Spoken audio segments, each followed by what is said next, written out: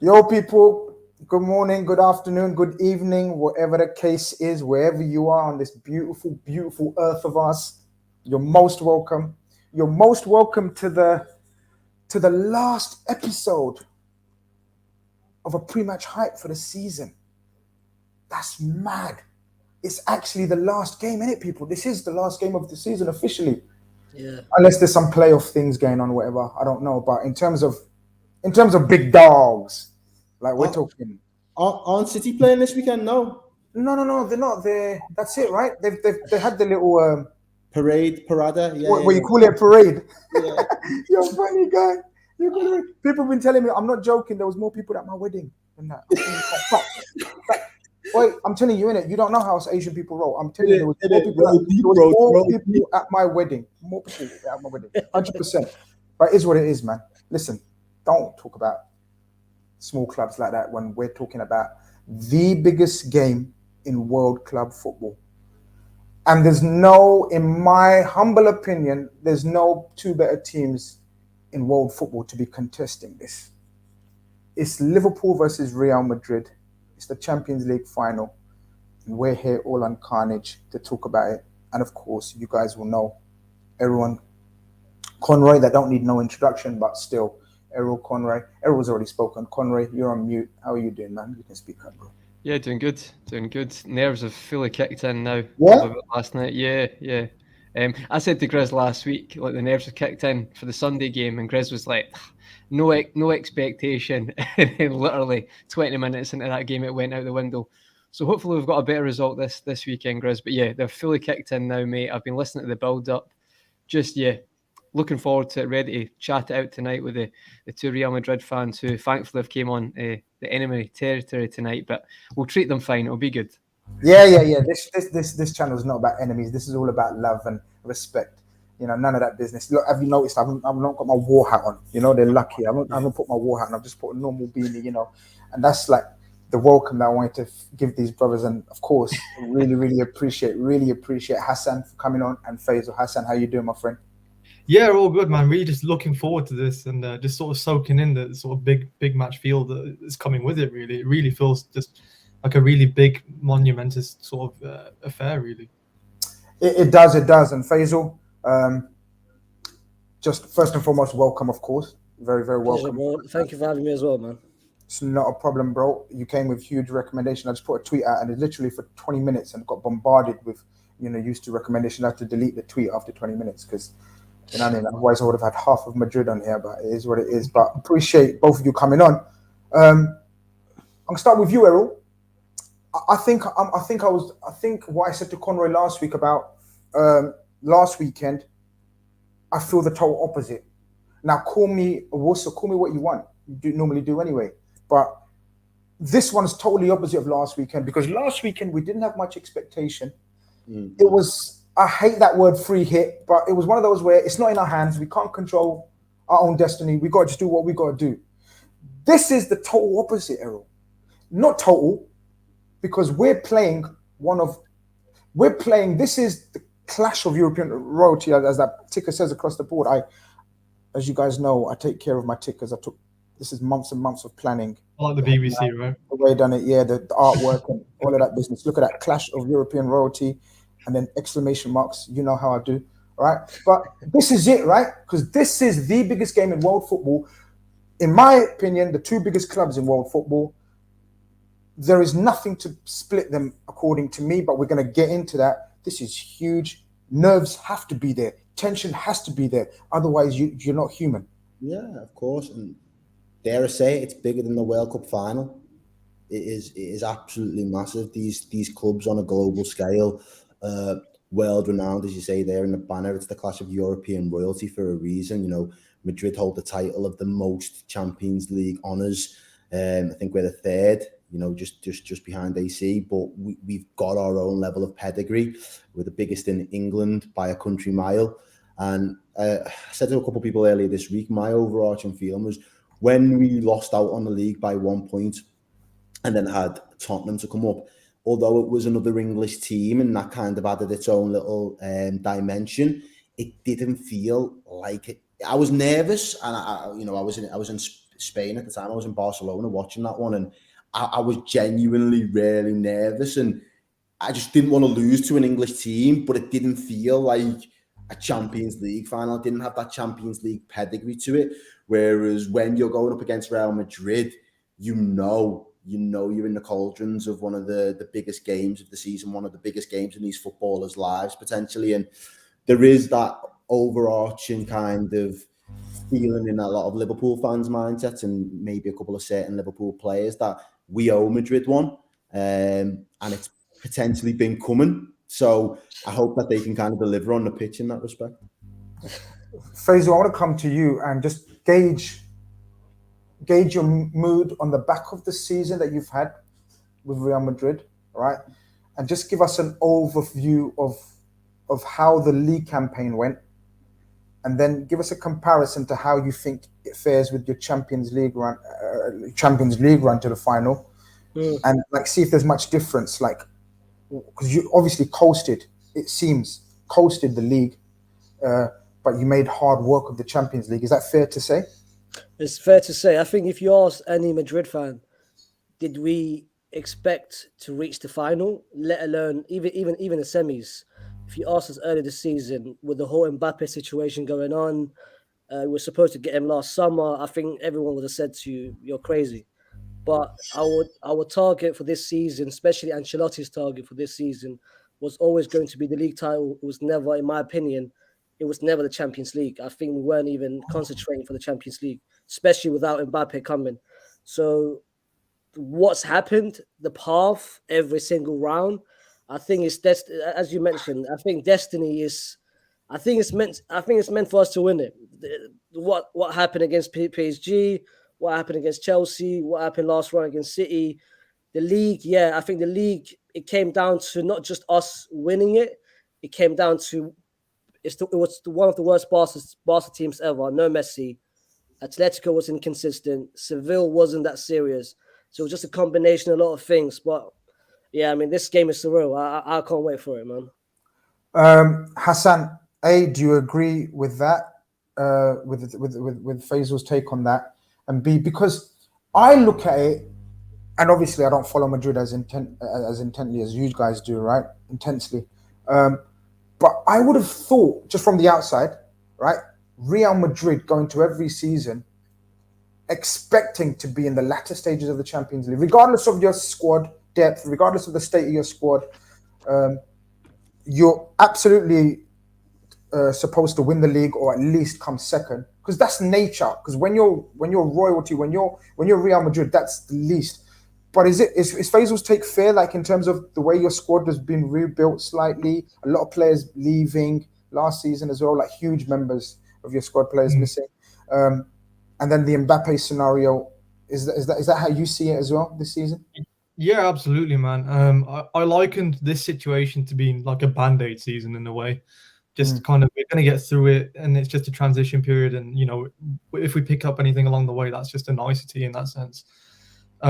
So, yeah, I completely agree with Faisal. If you'd said to a Madrid fan, you know, last summer, yeah, you're going to be in the Champions League final at the end of next season, I would have been like, you're on crack, mate, to be honest. Really? Yeah, genuinely. Like, the league, I expected it to some degree at least anyway, or to be up and thereabouts. But the Champions League, especially early goings in the Champions League, as you said, we made hard work of it from the get-go, really. Spluttery performances against Inter Milan, lost to Sheriff. You know, it wasn't exactly a flawless campaign. But again, as Faisal said, there's just like a sense of inevitability about Madrid at the moment. And it's kind of maybe risky to say, but, you know, you do feel like it just feels like it's meant to be at the moment. And that's just how it feels in the air around it. That word destiny, both Madrid fans, Conroy, have used.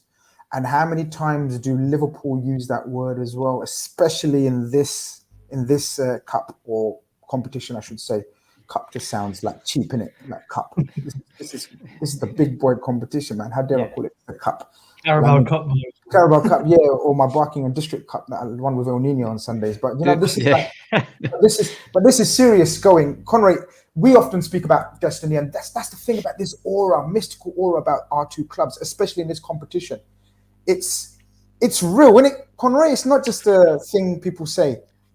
Well, I feel I mean, you can look at that two ways. Momentum's a very much a real thing. I speak about that all the time, and I think momentum, when you can get fans in a stadium, you look at what Madrid have done in their run, especially in the knockout stage, it creates stuff, it creates pressure, and then we're humans, we're not robots, and you see what happens. Like, you got a Manchester City team in extra time who looked like they were a Sunday League team. They could not do one attack because I think mentally they'd gone. I know there's players as well. But when you talk about that, I do think there is a certain bit of destiny in football, but it comes through different things like the pressure, the emotion, the momentum. But what I would say is as Anne just mentioned there, the route, I actually think is very, very similar to, see, when Liverpool won the Champions League in 2005. Like, our group stage was pretty poor. I remember we lost, was it Monaco, Deportivo, and we got through, obviously, the Olympiacos goal with Gerrard.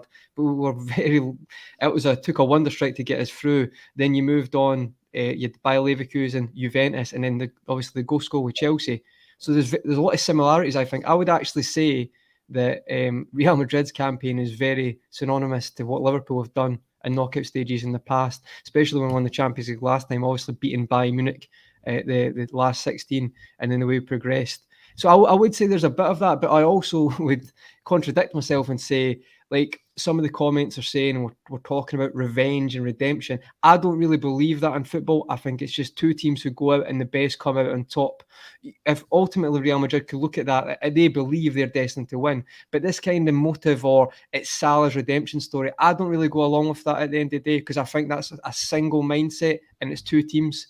So it's really who's more hungry. And I think, yeah, it's going to be interesting, because we could look at it the same way. We could look at that. We've just unluckily missed it in the Premier League title again. We deserve to win another Champions League for our troubles, if that's the right way to put it. And then Real Madrid are going to look at it like, should have got knocked out by... Oh, that's unfair. Not should have got knocked out, but there was moments.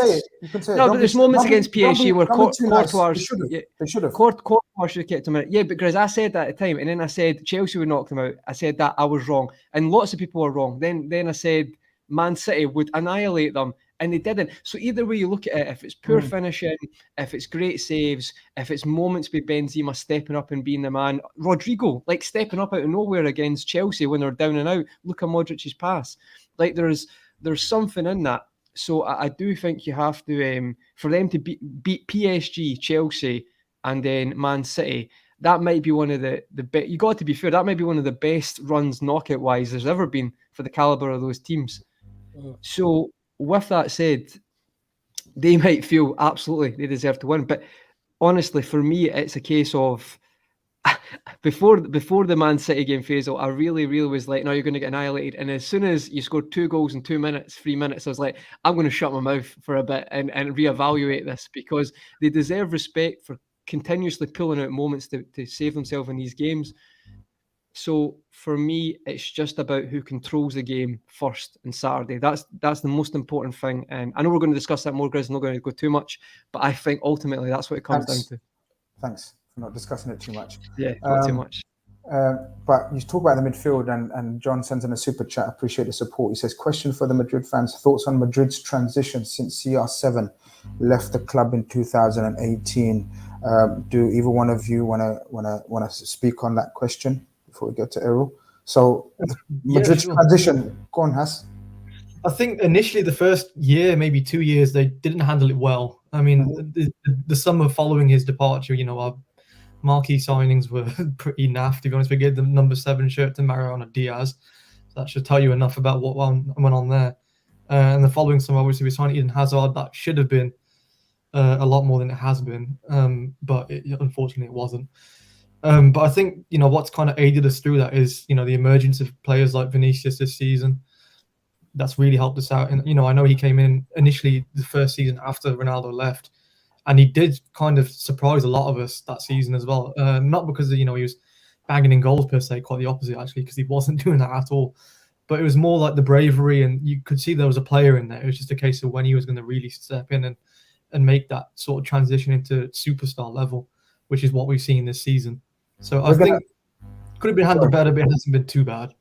I'm gonna get your guys' opinion on obviously the likes of Vinicius in a minute. But Errol, Conroy talks about obviously the run they've had, and he compares it to sort of R1 in 2005, where just miraculous events during the game make you think your name's on it And then even when you get to the final, 3-0 down and all that business, and the Shevchenko miss and everything, how was our campaign?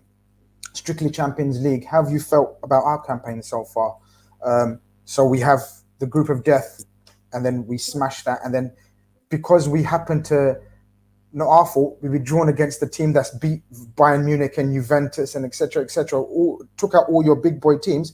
We end up playing Villarreal, and then people look down upon it like we had the easiest route. No, they just took out the big dogs, so it's not our problem. We have to beat and deal with whoever's in front of us. How have you felt the campaign so far and going into this final as a result of that? Is there momentum?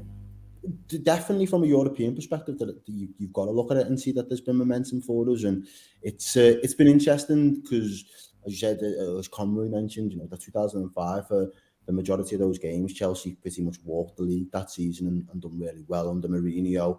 Obviously, Juventus were flying high at the time. AC Milan, everybody probably recognised them at the time as one of the best teams in the world with the players that they was able to field.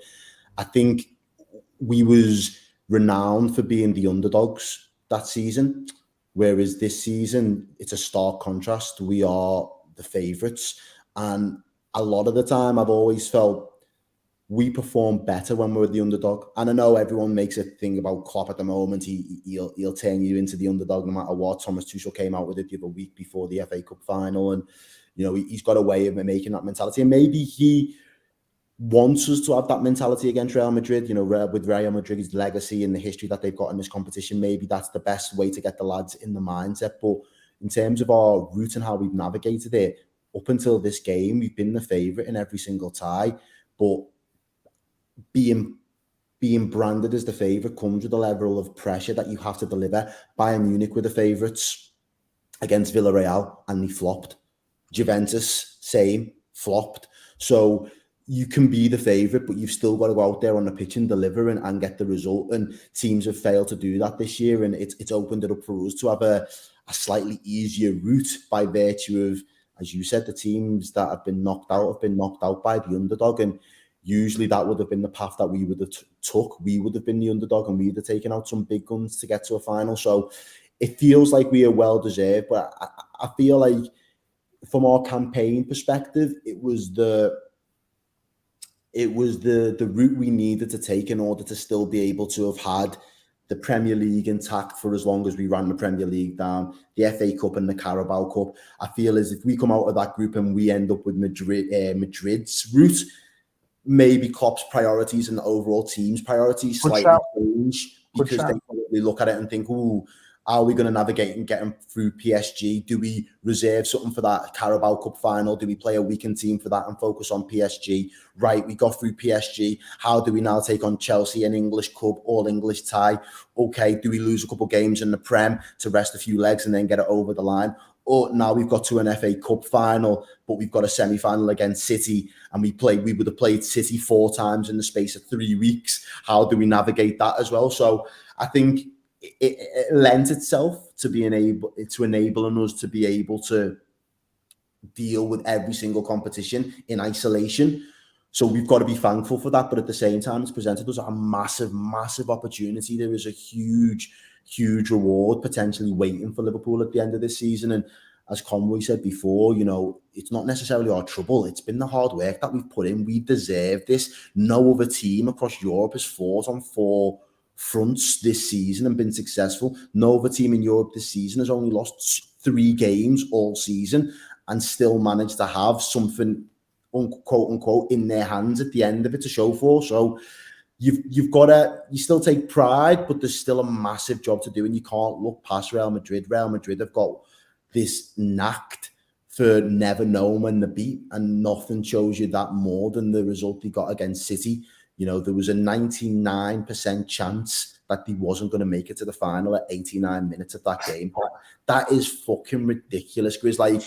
Like, do you know what? There's no other team in the world. I don't even think we can give ourselves that credit. City, it took them 10 minutes to get 3 goals the other day, and that was against the Aston Villa side that fucking threw it to them. Like, there's no other team that could could have that mantle. I don't think there'll be never another team that claims that stat ever again and turns it around in the way that he did. So for all of that, it's a wake-up call for Liverpool fans. It's a wake-up call for these Liverpool players to know if we don't do our job from the first whistle to the last whistle, Madrid will still be alive in the tie. Absolutely. Faisal, do you know what it is? Madrid are one of those teams. And I guess we are as well. I think we're the English versions, the Spanish versions of sort of, you know, you got to kill us when you have the chance, because we'll stay alive, and we'll fight, and we'll come back hard. Faisal, I want to kind of switch that on you, because yes, everything Errol said is spot on about your team and about your club, and we know about the history and the never say die attitude and this mystical aura about Madrid. You know, they're never beaten. You have to kill them, otherwise there's always that chance. But is it fair to say in the last few games against City, Chelsea, and PSG, the floor could have been wiped with you guys. It could have been. You could have got to a point where there was no return. There's a fine line between what we've described as that mentality and aura from you could have got smashed, bro.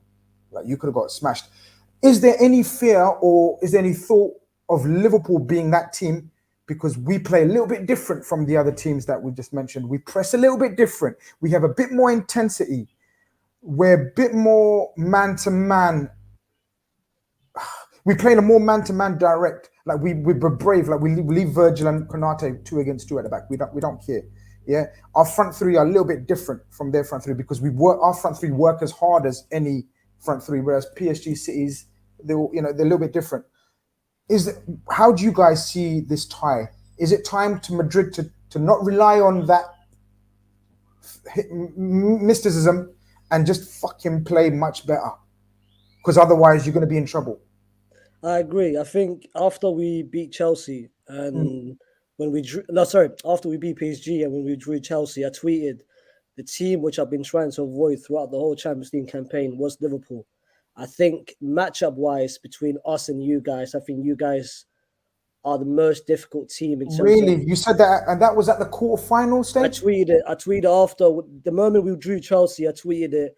The team which I've been trying to avoid has been you guys. I think matchup-wise, as you mentioned, the high back line, which you guys do, your midfield, your trio just pressing non-stop throughout the whole thing is a problem for us. But I think you mentioned earlier, we beat PSG, we beat Chelsea, we beat City, and every single round came down to luck, really.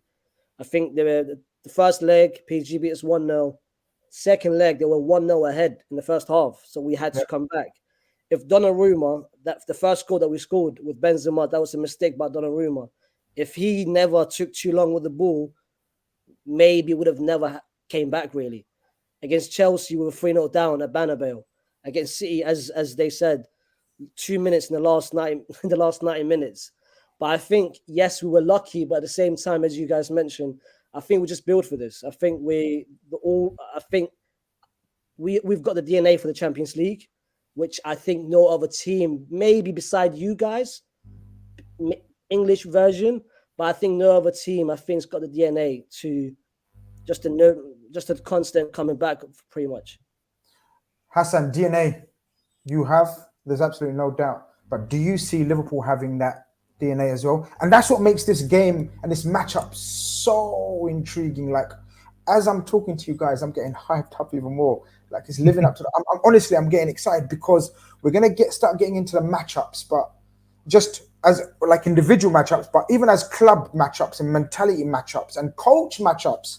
Talk to me about your coach and our coach. Like, we're talking Ancelotti, one of the godfathers, right? Absolute don of a manager, obviously coming to the end of his career. And then you've got Jurgen Klopp, who I don't think is coming to the end of his career, but another, would you say, elite manager? Say top 2, mate, comfortably. Okay. Arguably number 1 if you really want to go there as well. I've got no doubts about that. I think when it comes to, who the better coach is, I've got no shame in saying Jurgen Klopp is definitely, tactically at least better than Ancelotti. But when it comes to, getting the best out of his players and allowing them to express themselves, Ancelotti's right up there. he might not be tactically astute, but the man just knows how to get his players to believe and buy into the fact that we can do this, we will do this, and then they go ahead and they do it. I think that's why, Zidane was so successful, because he learned from Ancelotti in that sense of being an absolute top man manager in that sense. So I think that's what's allowed us to really sort of get through these moments, is the players knowing and backing themselves that, that they can pull these madness moments out of nowhere, really.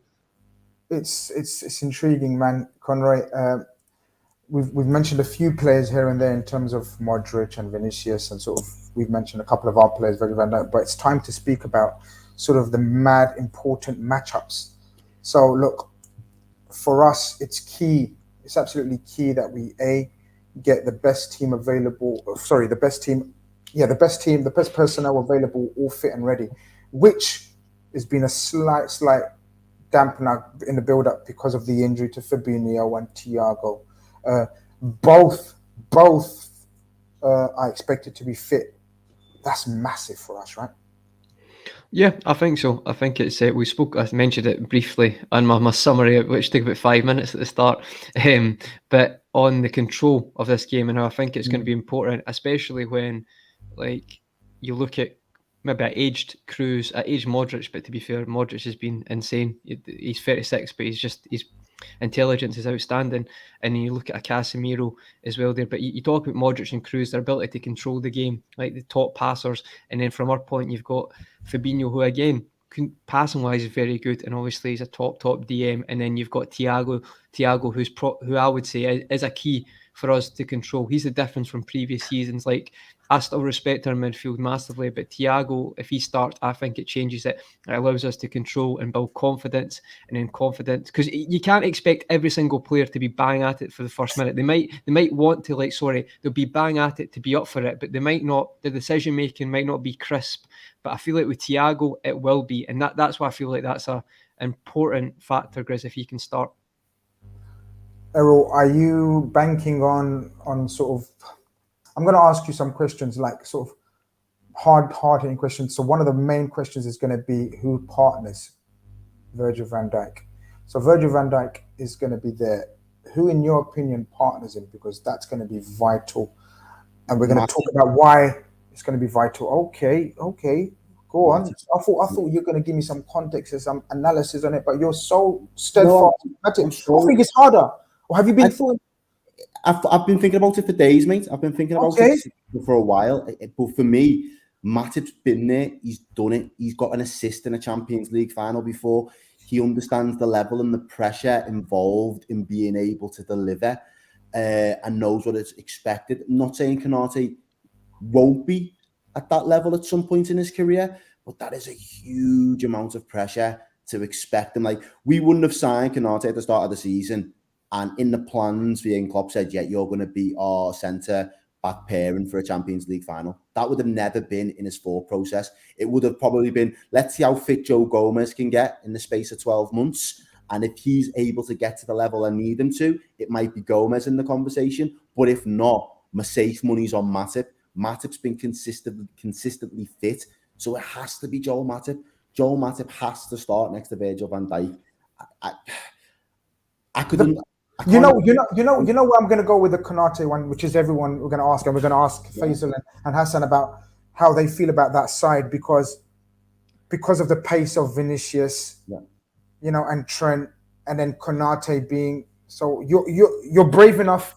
You believe in your philosophy and Matip and Klopp's philosophy of way of playing. You're brave enough to go with Matip there, yeah, which is fine, of course. Yeah, I get you. I'm a little bit opposite to Conroy in the sense that I wouldn't have Thiago start at the minute just because of his availability and his fitness. I think we get more in terms of game management bringing the likes of him on, but he plays, whether it's a Champions League final or a friendly pre-season game, he plays the same. He doesn't get pressurized in situations. He doesn't feel it. He's ascended above that level because of what he's won, who he's won it for, where he's been in his career. He's immune to that level of pressure, and they're a very rare breed of footballer to get that type. I understand exactly what he's saying in terms of the lads will be up for it, but the pressure might take them a little bit longer to work the way into the game. But from a midfield perspective, I would potentially just have Hendo. I'm not asking you there. Don't go there. Okay. Can I just, Grizz, before you answer, just on Errol's point about the centre backs, can I maybe just because I think this is a close one with Khanage, because I think the recovery pace is a very good point. But what you would say when it comes to our line, you say about bravery, but that's something we've done all season. Like, we play the high line, and the most intelligent and the best at that is Matip, because he's worked with it the longest. So it's like, it's a hard one. I get that, but it's like, it's kind of like, this is practice what you preach. You've been doing it all season, so are you going to turn it in the Champions? It's a hard one, because the thing with Khanage, it's a bit like Gomez. He might make the mistake, but he can recover from it. But you probably got less of a chance of Matip making a mistake. See, when he came on in Wembley against Chelsea, that to me confirms how good Matip's been this season. Like, didn't even get to warm in it. Just amazing. It was really outstanding. It's a hard one. It is. It's honestly, it's a flip of a coin. But I think there's arguments for both. Faisal, you hearing that and you listening to that, how are you feeling inside when we're saying Matip? How are you feeling inside when we say Khanage? Because you're danger man for a fact. Of course, there's a couple, how dare I forget the Hall of Famers in Modric, because Modric's the Hall of Famer, man. He's going to go down as one of the all-time greats. Benzema is going to go down one of the all-time greats. But right now, in terms of direct influence on this team, is this guy Vinicius. First, tell me, have you always rated him? And the emergence, because remind us, was Vinicius the guy that Benzema in the tunnel said he's playing against us? Yeah. So what's changed? What's clicked for him? What's clicked is when he hired a psychology person, just mentality wise. Really? He did. He hired someone just to help him mentally. I think that's what he's been lacking. Last season, the problem with Vinicius, he's got two problems last season. Finishing was the main one, and his IQ and decision making. He's fixed this season. I can see him fixing the whole finishing ability, and his decision making has become much better compared to what last season. And it's what Hassan said earlier. It just comes down to what Ancelotti, the freedom that he's given him. Management of Ancelotti. The man management, which is what Zidane used to be doing with the players. But I think just going back to the Khanage-Matip the debate, in my opinion, as a Madrid fan, Matip is the better defender. I've watched Liverpool. Matip is the better defender. But what I've been seeing throughout Liverpool in the Champions League campaign is that Khanage has been the person starting in the Champions League more than Matip. It's a good so point. I've seen the Villarreal both games, the Benficas, the Inters. I think he's got Benfica. He played Benfica as well, yeah. But do you think that's because of the level of opposition? No, I don't think he starts that game if we're playing PSG or Bayern. I think he goes with the trusted. We've seen it for years with the trusted midfield in the big games. We wanted to see Naby. We wanted to see, Diok's get dropped in, but he'd go with what he knew for that reason. But these games have seemed manageable. They've seemed like Kanate's level in respect to Khanage and the teams that we came up against.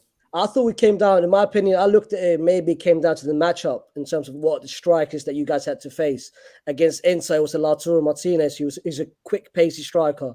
Benfica, it was a Nunes. So I think in terms of matchup-wise for you guys, I would expect, in my opinion, Khanage to be starting just pace-wise to handle Vinny. I think Trent is going to, in my opinion, I think the best matchup for us would be the Trent-Vinicius, the matchup between them. I don't think Trent will handle Vinicius. So I think maybe having Khanage to handle the pace of Vinny will be essential for you guys. But I mean, between the two, Matip for me is the much better defensively. Is the much better defender. Matip's IQ level, I've said it before, it's astonishing how people don't speak on Matip in world football. People, I don't know what you're doing. Like everyone's talking about Varane recently, and yes, Ebert, brilliant. Virgil van Dijk, of course, brilliant. I don't know. Hit me with some more people. Hit me with some more defenders. People talk about Rudiger, whatever. Yeah, okay. Varane, you could still go. Yeah, Varane. Yeah, that's what I'm saying. Yeah, Thiago Silva. Conference League Varane, exactly. I don't even know what fucking league that Varane is in. Tomori, man, need to put some respect on Tomori's name. But how Joe Matip is not on the tip of people's tongues is beyond. Just not fashionable sometimes, is it, Grizz? You're always going to get players. Is it a fashionable thing? Yeah. Is it like I don't know what it is. I think there's definitely an aspect to that. Yeah.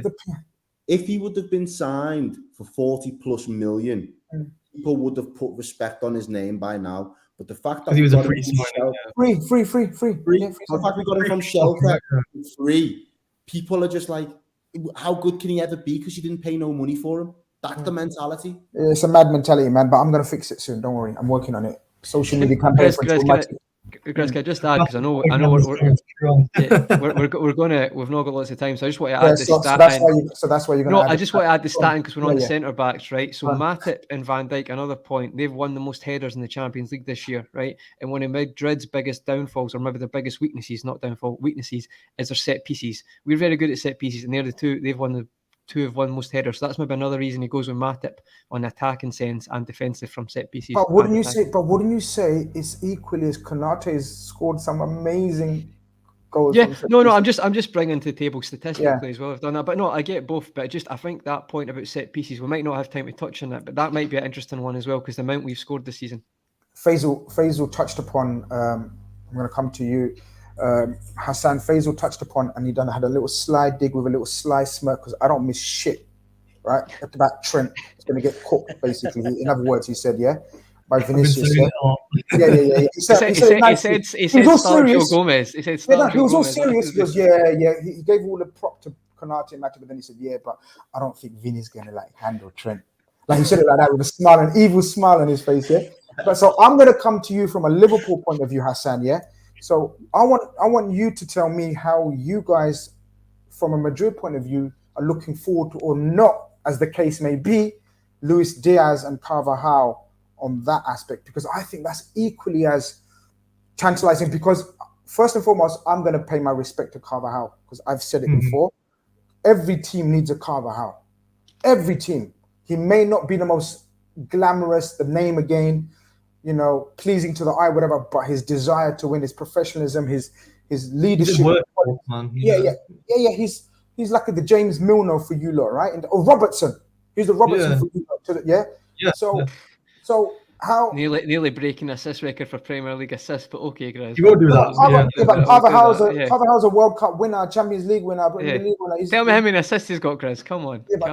They're different. Watch this. Carvajal, 30 minutes, screamer from 30 yards out because I've said that now. 100%. 100%.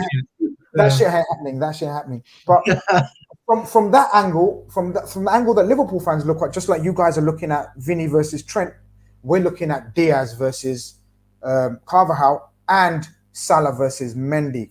How do you guys deal with that? Because how did you guys deal with it, Mbappe? How did you guys deal with Mahrez? It gives. And who was the Chelsea really wide man? I don't know who gave you the most trouble. Timo Werner. No, they had Timo Werner. Havertz, maybe, Werner had a very good game at the Bernabeu, actually. He was very effective. With his goal that he scored, I'm pretty sure he came from the right, actually, as well. So there's one thing. But how are you going to learn from that going into this game? And how do you think you guys are going to set up to handle that then? Or are you going to just play the way you guys play and be confident in the way you guys play? Well, I mean, to go back to the matchup you mentioned, the Diaz versus Carvajal one scares the living shit out of me. There's no two ways about it. If any of the battles on the pitch, that one scares the living shit out of me. And I've said that everywhere I've had the opportunity. That's the one that scares me the most. I'm not too fazed by Mane, to be honest. And Mendy versus Salah, I'm not too fazed by that one either because I feel Mendy's got the pace and the power to kind of handle Salah around, at least physically, right? But Carvalho has moments where if he doesn't get help and he's got a guy like Diaz running at him, he can get overwhelmed. And it all comes down to whoever starts on the right flank for us. If Fede Valverde starts, it's not too bad. Still scary, but not too bad. But if for whatever reason Marco Asensio touches that pitch, that's where I'm going to start probably shitting bricks. So first and foremost, let's put it out there. I don't think none of us, including you guys, think Asensio is going to start on that. No. I'll be amazed if he does.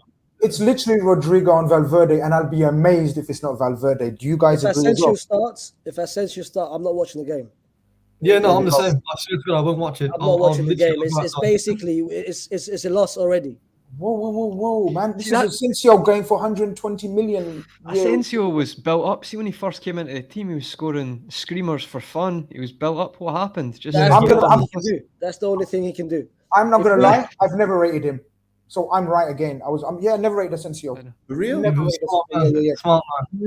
rated Asensio. I said overhyped. Even when Liverpool linked with him, I said no. I wasn't going to turn off like these man. I wasn't going to turn off. but I'm going to be happy. But I think it's nailed on Valverde, right? Yeah, I'd say more or less. And that gives you, so give us an insight into Valverde and the type of thing, give it the type of game he's going to bring as opposed to Rodrigo, which we've seen recently. Like Rodrigo, we know, quick, nimble, you know what I mean, young, brave. Valverde is more of a machine, isn't he, Faisal? He adds, yeah, exactly. He adds the defensive presence, which Rodrigo doesn't add. And it just goes down to the tactics. When we defend, it will be a 4-4-2. When we attack, it will be a right flank where Valverde will be on the right. I think a lot of people, Chelsea fans, describe Thiago Silva as the Rolls Royce of defenders. In my opinion, I see Valverde being the Rolls Royce of midfielders. He's got everything. And I think him being on the right now is starting to improve his attacking game. His attacking of his offensive abilities now, the abilities increasing game by game. So I think in terms of what Ancelotti is going to be doing, I think he's going to be the most likely star. He's done against Chelsea, he's done against City, he's done it. So I'm not expecting Rodrigo to start. And if I do see Asensio starting, like I said, bro, I'm not watching the game, man. I'm turning off. Hassan, before we get to the Liverpool lads about how they think they're going to set up and attack this, very quickly, again on Valverde, is he better on the right, like how he plays with you guys, or do you see the future going forward coming centrally for this guy? I think he has to play on the right for us because we just don't have much else in the way of options there right now that are good enough to do it consistently. Rodrigo, again, like he's been great for the last little bit, but he comes in dribs and drabs. With Valverde is quite consistent. But I do think in the future he will start to drop more into the middle of the park, especially as Modric and Kroos age out. That's where I think his future definitely will lie. But he's just so well-rounded. I don't think it matters either way. Conroy, Jimmy Young says we just got to press the hell out of them when they've tried to play out defense, win as many free kicks and corners, and Virgil and Khanage will do the rest, boys. That seems a very basic game plan to be playing against one of the great world renowned clubs ever. But I think he's got a point. I think, Conroy, I genuinely think sometimes simplicity in game plans can be your most effective weapon, especially if that simplicity you do so naturally like we do. And just like Faisal said, he said it for a reason when he said, like he'd want to avoid Liverpool because of the way he knows his team play. And vice versa, against Madrid and City in the semi-final, I was praying for Madrid to win because just again for the matchup style. But we said all this when we clashed against them 2 years ago last season in the Champions League. But it was a different story. Of course, it was a total different Liverpool team. We had Reece Williams and Kabak and them guys playing for us. Respect to them, because if it wasn't for them, we wouldn't be here. Yeah, so respect to them. But it's total different this time, right? In terms of how we attack this game and how Madrid play against us. Do you envisage them playing differently, and do you envisage us playing differently? No, actually, I agree with the comment. I think as much as said it was a simplistic take, that is how we play. It is the high press as far as we can, not as far as we can, but up the park to stop them breaking. Probably a good example, and obviously they're very different teams. I'm not saying Real Madrid and Spurs or anything alike, but the way that game went, I think obviously Madrid have got much better players on the ball in the centre of the park to control the game better. But I feel like if you watch that setup, I think it'll be similar, like shape-wise, to take the pressure. Well, they'll try and play out, but we'll press them. And I think their plan will be that if you watch the Spurs game, especially Son and Kane, you could say there's comparisons positioning-wise as well with Benzema and Vinny. Great and what I mean by that, what I mean by that is if you actually watch the Spurs game, right, see when they did break it, there were very good chances Spurs got. It wasn't half chance, very good chances. So I'm not saying they'll play probably, what would you say, Hassan and Faisal, probably a 4-2-3-1, or 4-3-3 with the Valverde. 4-3-3 or Valverde, yeah. So with that, I can see it being similar to deep and then looking for the break. But also I think at times they will try to play it from the back more because obviously they've got Modric, Kroos, who are exceptional on the ball and break our press and be confident in themselves they're going to do it. And I feel like, I think the example is Son and Kane and how they got behind our defence. If I was them, that's something I would look at. But on that point as well, Grizz, I don't know if we've got time. I just wanted to ask quickly the thoughts on Camavinga and just. I was gonna come on that, Conroy. I was gonna talk about that in terms of going later into the game and how subs. But okay, well, I'll hold off. Sorry, I'm getting too quick for it. I'm just looking at the clock because I know you've got big. You've been reading my notes again. I know how you work. I know you're great. Take the credit. I had an Avi moment there. Over 420 of you here live, but not all of you have hit the like button for some stupid reason. I don't know why. Like, does it cost you? Like, am I ugly? Yes. Okay. Ignore that question. But what is it like? Are these not nice people? What a panel, Champions League final. Most of you are Liverpool, Madridistas in here. Like the stream. It helps me. You know me. I'm a small channel trying to grow. All of that business. Come on. Errol. Our team has to be efficient. I'm confident without being arrogant and we're going to. No, I'm confident because our team has shown us levels. But one thing that worries me, and we've discussed it briefly, because if you don't kill this Madrid team, the longer they stay in the game, the longer they get adjusted to the game because they've got such clever and high IQ players that know how to manipulate a game if it's not going your way. The likes of Modric, Kroos, Casemiro, they're very much like our team sometimes, like Henderson, Fabinho, know how to operate a game, when it's not going their way.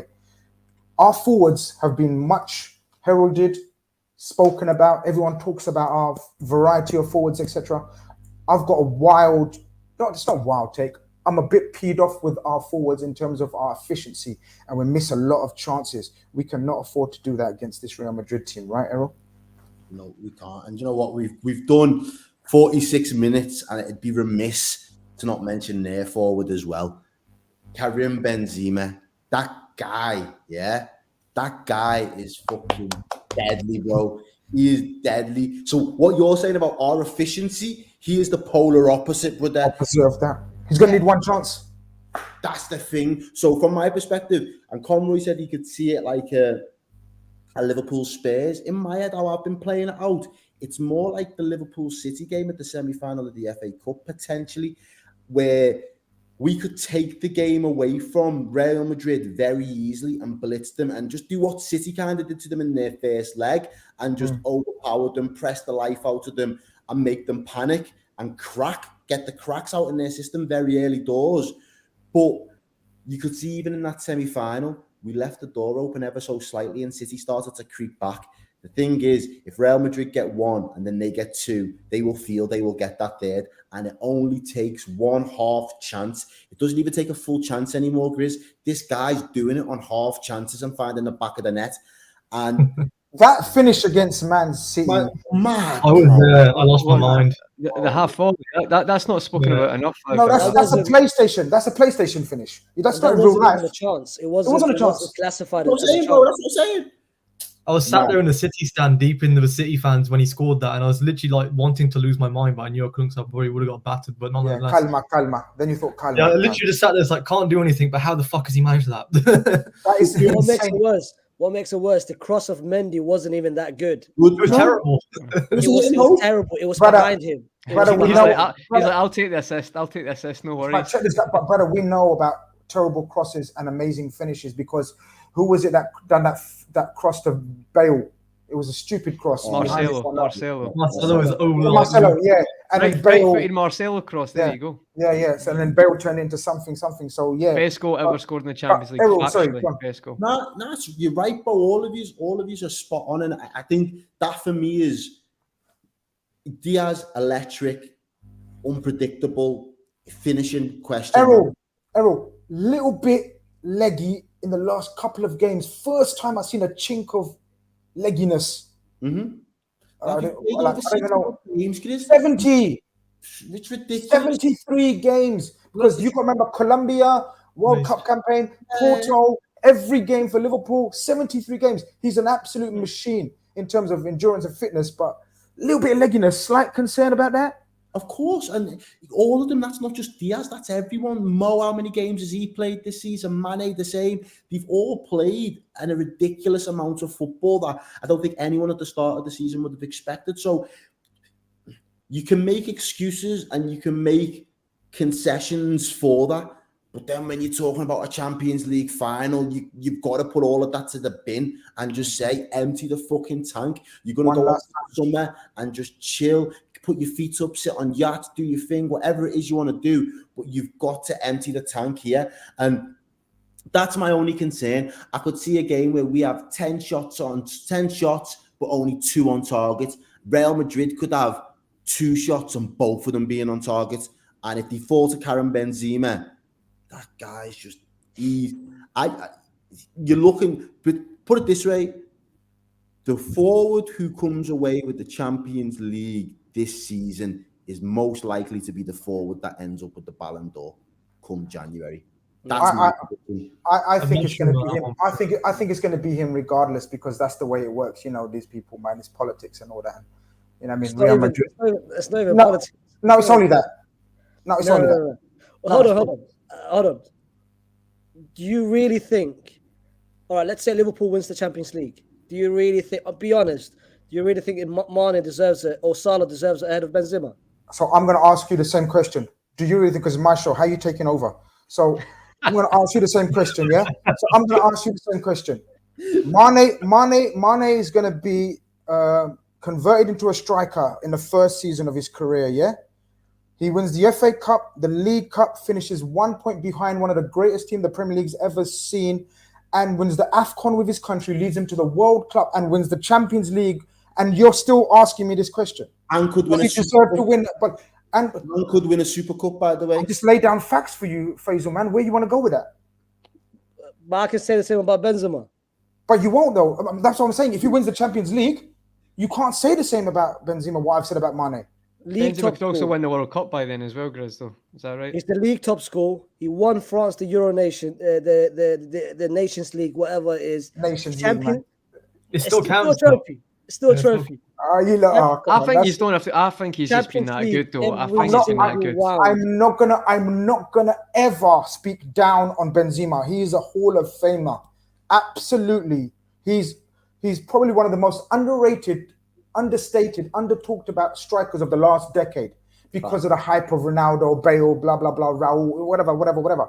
This guy is an icon for Madrid. I get where you're coming from and your love and passion for him. But if Mane stars in the Champions League final, I cannot accept anyone saying Mane doesn't deserve it. Do you get what I'm saying? I'm not going to say he doesn't deserve it. I can't hear anyone saying that Sadio Mane does not deserve it. That's the angle I'm coming from. I don't know. It depends on how literally you take the criteria, though. I mean, if you read the new criteria, as they've labelled it, they're not taking what's won per se, but it's for how the forwards performed over the course of the season. And when it comes to performance, Benzema's been the best forward in the world for at least the last little bit now, more so than Mane has. But that's like saying. I think if you want to say the best forward Liverpool has been this season. But that's like saying pre-AFCON, Salah was miles ahead of Benzema. Both of them on a different level. I would say miles ahead. It was lacking that. My problem is this Mane narrative started when? 2 months ago? Nah. Yeah. According to the public media and what you guys see, yeah, but not for Liverpool. For Liverpool, we cussed Mane last season. But you got to remember, from a psychological point of view, we cussed Mane and said Mane's finished. Yeah, he didn't start the season great, guys. Let's not forget, like, he was brilliant at the start of the season. That's a narrative I'm not having. No, but that's you. No, he was. I think you're wrong, Conrad. He was effective, but he wasn't playing that well. Hold on. Same with Benzema. Benzema had one chance at scoring it. That's being effective. That's not playing well in a game. But we were criticizing. Conrad. Benzema was not playing well in a game. He was probably chance at being effective. Bro, I've not watched Benzema as much. I can't comment on that. Mane started the season well and then got to November, and then went from November until before he went to AFCON and didn't score in like 9 games. That was his. If you can have a purple patch, that was his shit patch. For me, I think the start of the season was effective. He was scoring goals, but every week we done the podcast and said he wasn't playing great. So I'm just being fair because I don't think De Bruyne has been great and he's won the player of the year. I disagree with that. So I can't say that about De Bruyne and then suddenly forget that about Mane. So that's for each to their own on it. But like, that's just that. Let's not get dragged down. But on the point, Grizz, sorry, we're not going to get dragged down to this. Sorry, see the fact Madrid have got to a final, right? when they shouldn't have got to a final, and Benzema has been massively pivotal, probably the one who stood out. You could put Vinicius Jr. in there. The guys will be able to say more on that. But do you not think that he's already won it because of that? The fact they've got to a final and the teams have knocked out and he's been pivotal. I think he's already won it. We like that. But the only argument I had was when Faisal said, "Oh, you can't say Mane deserves the Ballon d'Or." That's the only thing I disagree with, because I can 100% make a case, because you know me, I can be a lawyer when I want to be. I can make a case for Sadio Mane. Be in the running. He could be in the running. Yeah, but I'm not going to say Benzema doesn't deserve it or anything like that. Benzema he's been the best number 9, along with Lewandowski, who's gone down a bit and hasn't been able to carry Bayern to the levels of Benzema has to Madrid. Therefore, Benzema goes clear. So I'm not going to.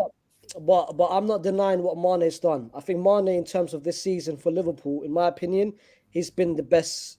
He's been better than Salah in terms of what. Yes, Salah's got the goals, Salah's got the assist, but in terms of in terms of all competition, I think Mane. But for you to put him alongside Benzema for the Ballon, you know what? I respect your opinion. I respect yours too. Do you know what I mean? Let's see. It will be interesting. It will be interesting when we 100%. Get to the time. It's going to be interesting. Yeah. 100%. October time, isn't it? It's not long away. No, do you know the angle I'm coming from, though, guys? Okay, no, stop it. Let's move on. I've only got a few minutes left, and you know, like a whole other show, and maybe close to the Ballon d'Or. You better text Turkish, Chris. No. This is. Let us know in the chat as well. Let us know in the chat. Is it Mane or is it Benzema? Or is it Salah? You know, I mean, people forget on Salah. What if Salah turns up? Jorginho's going to turn up and win it. That's what's going to happen.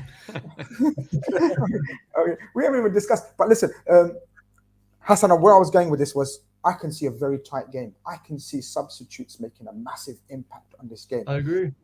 Both teams have got impact subs that can turn a game. You guys have got this phenomenon, a young phenomenon, prodigy, Camavinga, who I was so hating when he went to Madrid. Right? I love Camavinga, we've got the likes of Jota, and now he may not have the name and famous, stylistically not pleasing to the eye, but Jota's a gunman, yeah? And I like Jota a lot. And then we've got the likes of Bobby Firmino, right, to come on as well, possibly change the game as well. Do you agree with me that the substitutions and the timing of substitutions could play a massive impact on the outcome?